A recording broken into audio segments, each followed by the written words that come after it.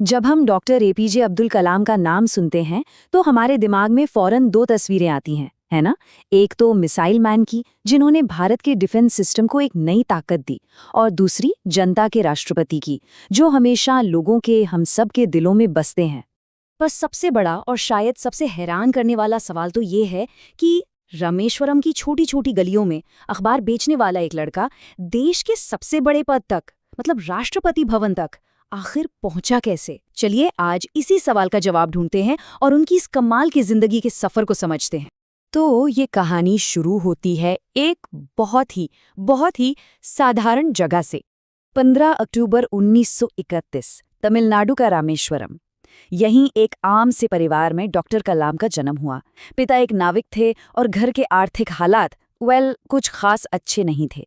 तो बचपन में ही अपने परिवार को सपोर्ट करने के लिए उन्होंने अखबार बेचना शुरू कर दिया। जरा सोचिए, एक छोटा सा बच्चा घर चलाने में मदद कर रहा है।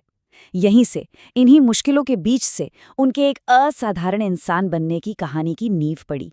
उनकी जिंदगी ना इस बात का एक जीता जागता सबूत है कि अगर आपके अंदर जुनून है, सच वाला जुनून, तो कोई भी मुश्किल, कोई भी संघर्ष आपको रोक नहीं सकता।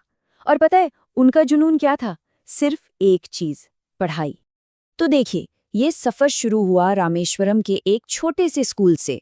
फिर वो सेंट जोसेफ कॉलेज गए, जहां से उन्होंने फिजिक्स में ग्रेजुएशन किया, और इसके बाद अपने सपनों को पंख देने के लिए वो पहुंचे मद्रास इंस्टीट्यूट ऑफ टेक्नोलॉजी, जहां से उन्होंने एरोस्पेस इंजीनियरिंग की पढ़ाई की।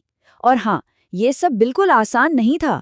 पैसों की बहुत तंगी थी, पर सीखने की जो भूख थी ना, वो कभी भी कम नहीं हुई। और यही बात तो उनकी कहानी को सबसे खास बनाती है। सोचिए, एक तरफ थे ऐसे हालात, गरीबी, लिमिटेड रिसोर्सेज, और दूसरी तरफ था जुनून, पढ़ने की ऐसी लगन के कभी हार नहीं मानी, और सपने, बहुत बड़े सपने। उन्होंने कभी भी अपनी मुश्किलों को अपने सपनों से बड़ा नहीं होने दिया। तो पढ़ाई पूरी हुई, और अब वक्त था एक ऐसे रास्ते पर चलने का जिसने उन्हें वो पहचान दी जिससे आज पूरा भारत उन्हें जानता है, मिसाइल मैन। उन्होंने अपना करियर शुरू किया डीआरडीओ से और फिर इसरो में, और वहां उन्होंने जो काम किया उसने भारत की तकदीर बदल दी। उन्होंने SLV-3 के प्रोजेक्ट को लीड किया। ये भारत का पहला सैटेलाइट लॉन्च व्हीकल था। आसान भाषा में कहें तो वो रॉकेट जिसने पहली बार हमारे सैटेलाइट को अंतरिक्ष में पहुंचाया। ये एक बहुत बड़ी कामयाबी थी। और फिर आई अग्नि और पृथ्वी जैसी मिसाइलें, जिनके सफल परीक्षणों ने भारत को दुनिया के ताकतवर देशों की लिस्ट में लाकर खड़ा कर दिया। तो जब हम उन्हें मिसाइल मैन कहते हैं ना, तो ये सिर्फ एक निकनेम नहीं है।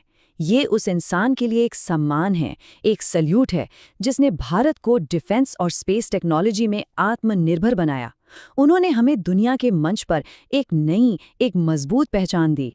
लेकिन कहानी यहीं खत्म नहीं होती। मिसाइल मैन की ये यात्रा एक और बड़े पड़ाव पर पहुंची, जब वो बने जनता के राष्ट्रपति। हाँ, साल 2002 में डॉक्टर कलाम भारत के 11वें राष्ट्रपति बने। पर वो उन राष्ट्रपतियों में से नहीं थे जो सिर्फ राष्ट्रपति भवन की चारदीवारी में रहते हैं। नहीं, उन्होंने इस पद को आम लोगों से जोड़ा। वो बच्चों से मिलते थे, स्टूडेंट से बातें करते थे, उन्हें मोटिवेट करते थे। इसीलिए वो सिर्फ राष्ट्रपति नहीं, जनता के राष्ट्रपति कहलाए। और जानते हैं, इतने बड़े पद पर पहुंचने के बाद, इतनी शोहरत के बाद भी उनकी असली पहचान क्या थी? उनकी सादगी और वो विरासत जो वो पीछे छोड़ गए। यकीन करना मुश्किल है, पर राष्ट्रपति भवन में रहते हुए भी उनकी जिंदगी एक फकीर जैसी थी, एकदम सिंपल। उनके पर्सनल सामान में कुछ गिनी चुनी किताबें थीं और कुछ जोड़ी कपड़े, बस। उन्होंने कभी कोई प्रॉपर्टी नहीं बनाई, क्योंकि वो मानते थे कि असली दौलत तो ज्ञान है और हमारे देश के बच्चे और युवा हैं। वो हमेशा खुद को सबसे पहले एक टीचर मानते थे और उसके बाद कुछ और शायद यही उनकी जिंदगी का सबसे बड़ा सबूत है। उन्होंने अपनी आखिरी सांस भी वहीं ली जहां वो सबसे ज्यादा जिंदा महसूस करते थे, स्टूडेंट्स के बीच उन्हें सिखाते हुए। 27 जुलाई 2015, जगह थी IIM शिलोंग। वो एक लेक्चर दे रहे थे और उसी दौरान वो हम सबको अलविदा कह गए।